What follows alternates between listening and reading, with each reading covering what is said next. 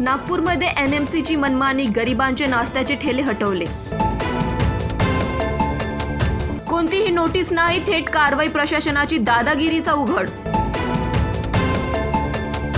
रोजगार न देता कारवाई, गरिबांचा पोटावर घाव. एनएमसीच्या अन्यायाविरोधात काँग्रेसचे तीव्र आंदोलन. गरीब विक्रेत्यांना न्याय द्या, प्रशासन विरोधात संताप. नागपुर महानगरपालिका के अतिक्रमण विभाग द्वारा हाथ गाड़ियों पर की गई कार्रवाई के विरोध में आज कांग्रेस पार्टी की ओर से मनपा मुख्यालय पर उग्र आंदोलन किया गया. इस दौरान कांग्रेस कार्यकर्ताओं और पुलिस के बीच झड़प भी देखने को मिली. यह विरोध मार्च कांग्रेस पार्टी के नेता और वरिष्ठ नगर सेवक संजय महाकालकर के नेतृत्व में निकाला गया. कांग्रेस कार्यकर्ताओं ने आरोप लगाया है कि अतिक्रमण विभाग की कार्रवाई से छोटे व्यापारियों के साथ अन्याय हो रहा.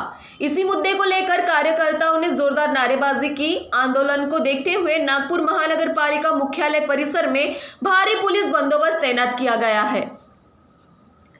महान्यूज 7 के लिए नागपुर से कैमरामैन राजेश जंगीतवार के साथ पारस बैसवारे की रिपोर्ट.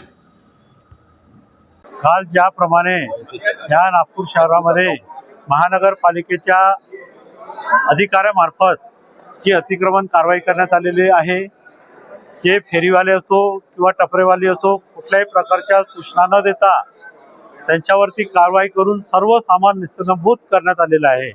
ही ज्या प्रकारे कारवाई झालेली आहे, ही कारवाईचा जो प्रकार होता हा योग्य प्रकार नाही आहे.